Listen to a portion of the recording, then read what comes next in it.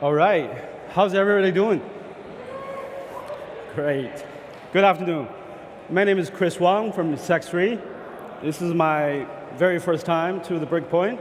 Very humbled, actually, to be given the stage here to share with you some of our thoughts regarding automating smart contract security. So in the next 20 minutes or so, I'd like to cover a few topics. First, why automating smart contract security is even important, given that we have security audits. I'll use two examples drawing from our own experience, hopefully to make a case for that. Then I'll list some of the existing solutions out there today in Solana ecosystem so you can use. And then most important to me today is I want to talk about security post-deployment. I want to make a case, hopefully convince you there's a really good opportunity to build a solid solution to define smart contract in real time, on-chain. And if time allows, I'll do a small demo. And afterwards, I want to talk about some of the limitations in some of the solutions I talked today. So, let's, before we get into the topic today, allow me to do a quick introduction about ourselves. So who is Sec3? What do we do? Sec3, all the letters in our name written in lowercase, actually, derives the name from two words, secure Web3. We are a security research firm. We focus on preparing Solana products like yours for millions of users. And for millions of users you are going to onboard in the future. What do we do? First, we provide a range of services around security audits. We can examine your smart contract. We can look at your front end. We can look at the whole thing. We even do security-related trainings and consulting as well.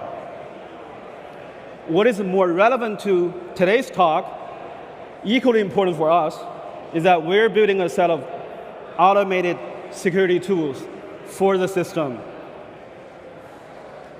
So what are the tools? First, we have a command line based on-premise, so you can download to your computer, completely free. It's a vulnerability scanner. It's fast. It scans some of the most common vulnerabilities, such as overflow, underflow, account validation, so on and so forth. This is our first product in the ecosystem. I'm happy to report that this tool has been downloaded more than 30,000 times. The only reason I brought that number here today is it speaks volume about what a vibrant developers community we have in Solana. That's something to celebrate. We also have, we call it X-Ray. It's a software service security software platform. So you can use a web interface to upload your smart contract. We will do the scan for you. Right now it covers over 50 types of security vulnerabilities, and we keep adding to it. And also, we're adding a few other components into the platform. This is what it looks like. Last piece is what we call Watchtower. It's a real-time threat monitor after you deploy your contract to the chain.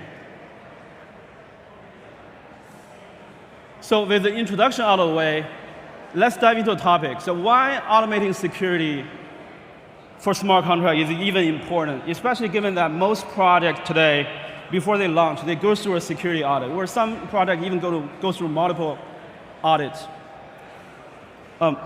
Excuse me. Oops. All right.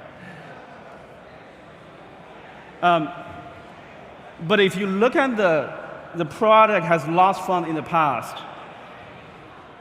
despite they have gone through security audits, some have gone through multiple security audits, they still lost funds. By bringing up that, don't get me wrong, by no means I'm assigning blame to auditors. As a matter of fact, Sec3, we do security audits as well. We know how valuable security audits do. It's invaluable work. And most auditors do excellent work. However, we're all humans. Humans make mistakes. Even a small mistake can open door for a big loss sometimes. And never before in history has so much value been directly attached to a piece of software. The key word here is directly. So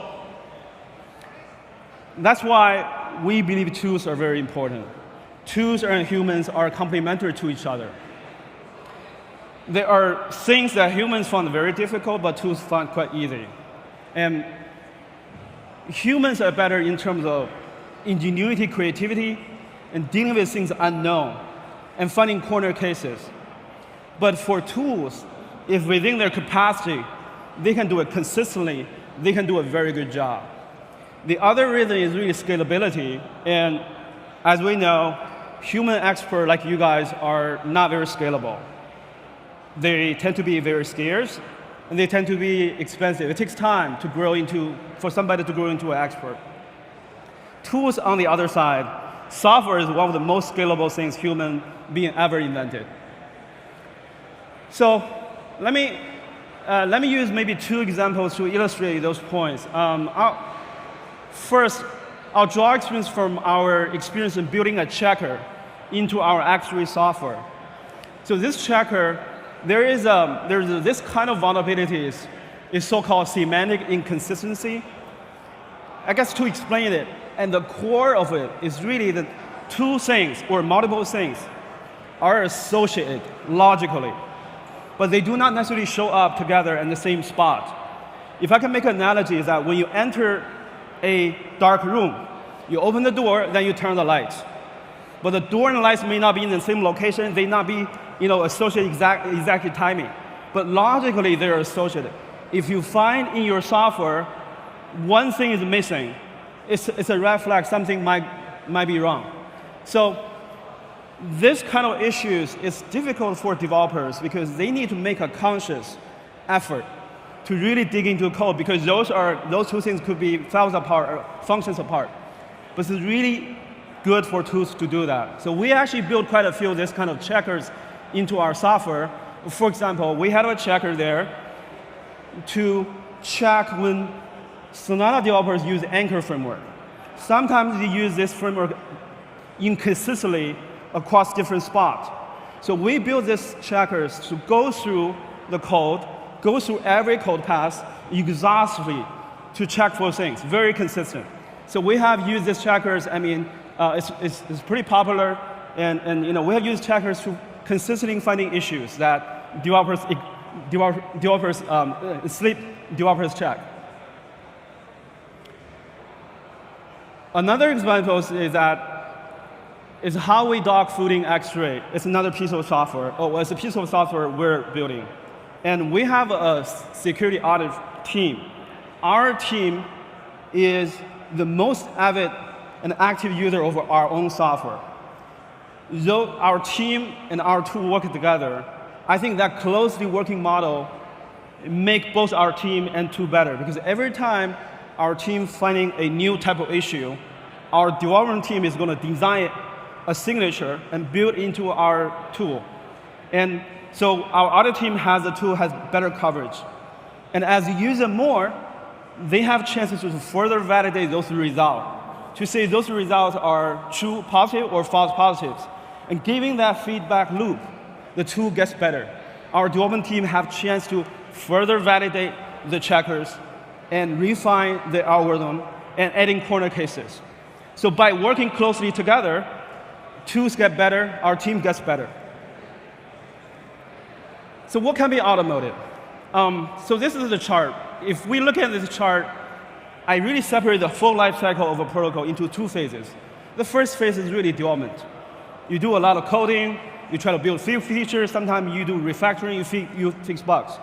So there's a whole range of solutions right now out there that can help you do that. Development framework, scanners, linters, including our X-ray, testing, fuzzy frameworks, and help you to do tests. And some even go further to do formal verifications.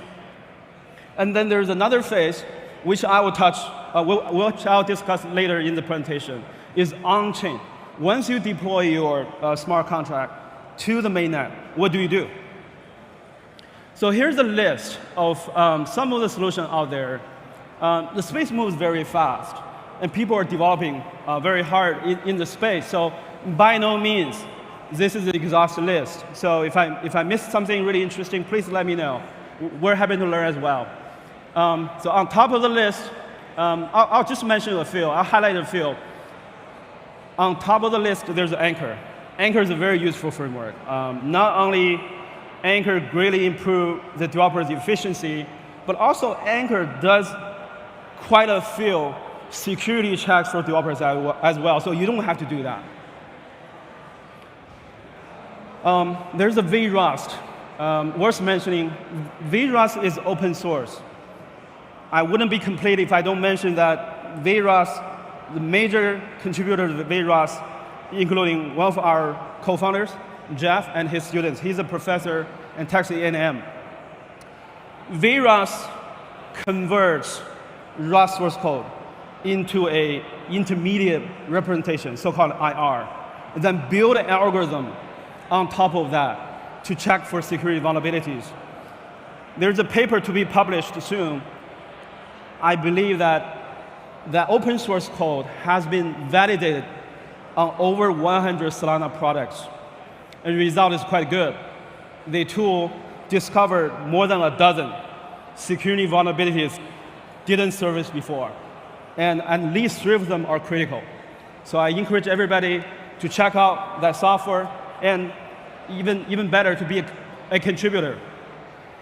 On the testing side, I'll highlight Neodym's POC framework. Neodym's POC framework is an excellent tool to help you simulate in a local environment of your smart contract. Also, you can combine a scanner, such as X-ray, with Neodym's POC framework to drive to the bottom. So a scanner will give you a bunch of warnings, and for each one, you can easily and quickly, conveniently build a testing framework to try to explore it, to verify whether that warning is really true or not. There's also formal verification, which really means they're trying to use mathematic proofs to prove certain security attributes. I'll just give you one example. If you withdraw from account, the balance after the withdrawal should be mathematically proven to be sound, so you don't have a security issue there. Also, I like to mention that within the move prover, there's an very important component called Z3. One of our Tech3's co-founder, Nick, during his PhD work, he wrote a big portion of the Z3 solver. Then lastly is our watchtower and deal with on-chain threat monitoring. So I guess it's a good point. It's a good point to switch to post-deployment security, which I really like to spend some time talk about. Once the smart contract is deployed on-chain, I think the security, at least in the past, becomes a game of more reactive and waiting for something to happen, more manual work. Have you ever wondered, is somebody trying to messing up with your smart contract at this very moment? Have you ever? Well, in that case, what can you do? What can we do about it? What can we do to build a defense system in real time for smart contract already deployed out there? Is it possible to detect and stop attacks in real time? We believe the answer is yes. And I'll try to explain our reasoning from 2 aspects. First, let's do a quick review of what's in common over the past actual hacks. What do they have in common? What we can draw from them? For one, almost all hacks crafted 1 or more fake accounts. You need an account to supply data to Solana smart contract in order to manipulate. So you have to prepare that data.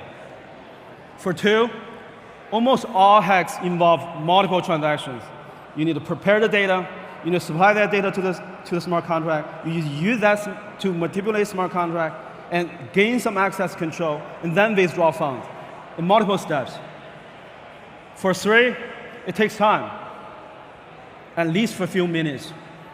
And sometimes we have seen cases hours, even days. And that's a surprise to me when I first saw that number. In other words, there is enough time.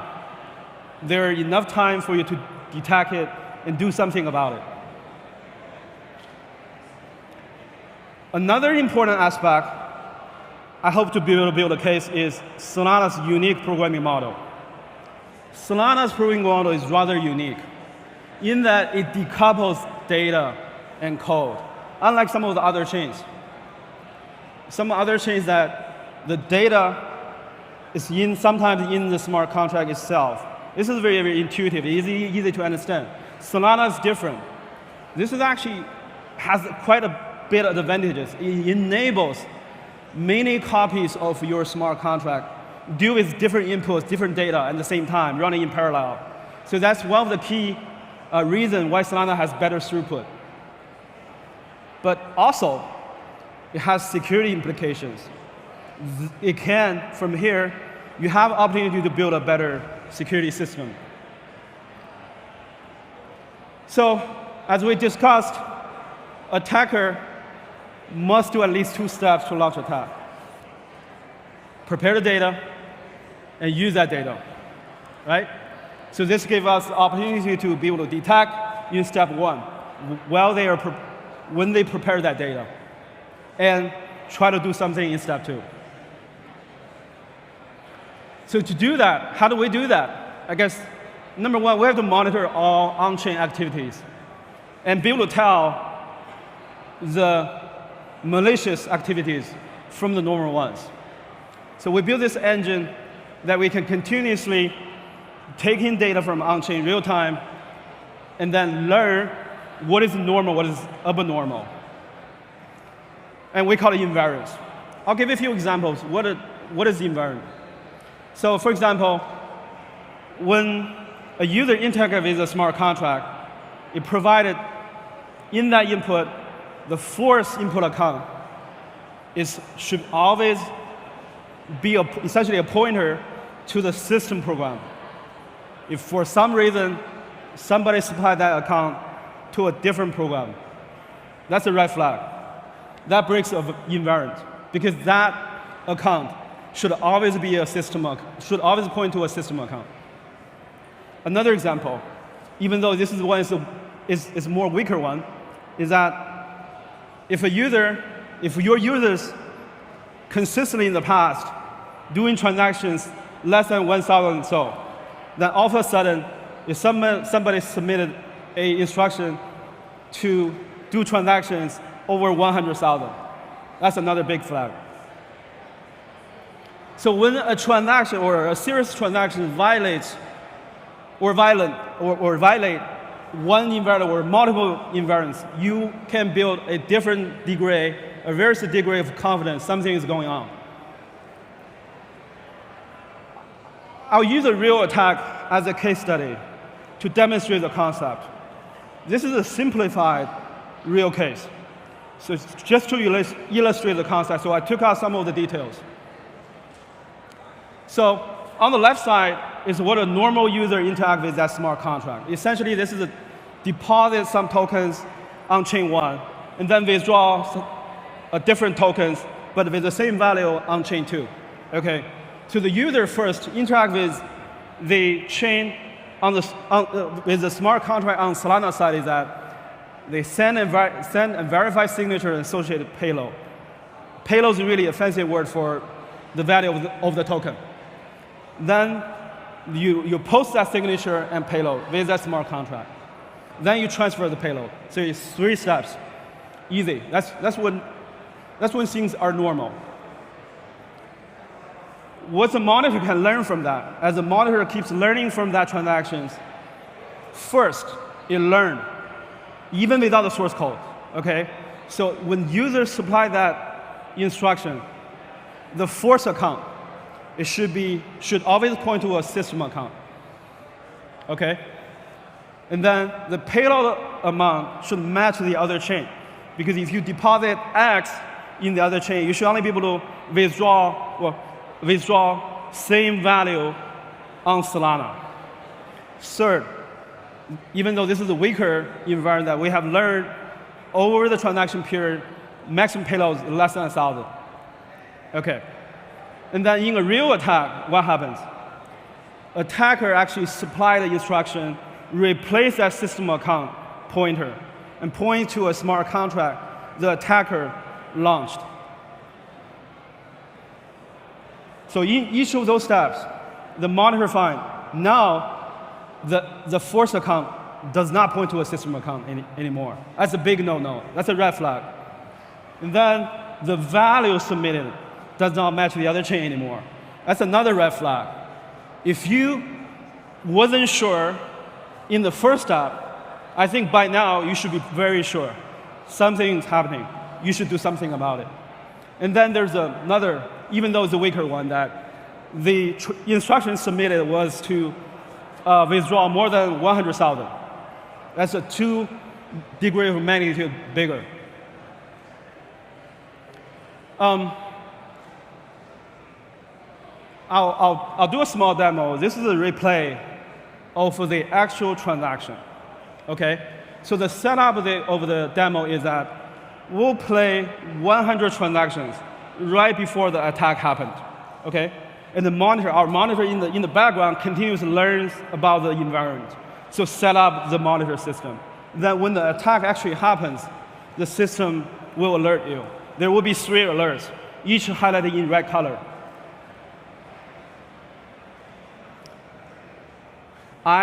We intentionally made the font so small, so I wouldn't be able to see anything. I'm sure you are able to see everything. So you just have to trust my words of it. So the transaction gets played.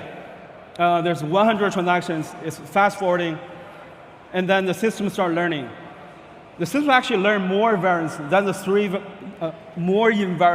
3 invariants I talked about. Okay? And then that's the first alert. That's when the hacker supplied in their input a different pointer than the system program. That's the first alert. And then the second alert. Oh, no, this is the first one, sorry. This is the second one. This is the third one.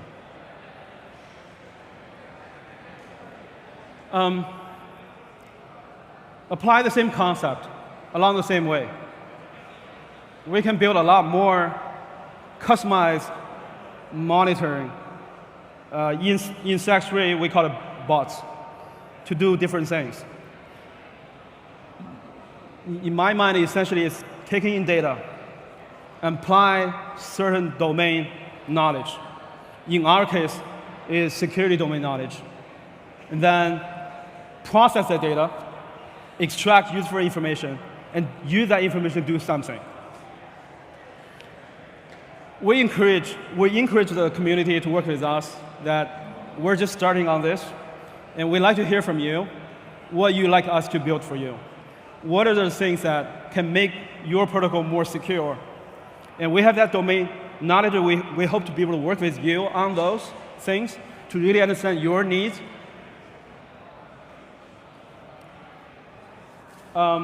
So I have a little time left, so I'd like to go over this, is silver bullets. The solutions we talked about today, automated solutions for smart contract, are there silver bullets? In my opinion, there's very few silver bullets in life. Also in this case, I don't think there's any silver bullets. Almost all tools have limitations.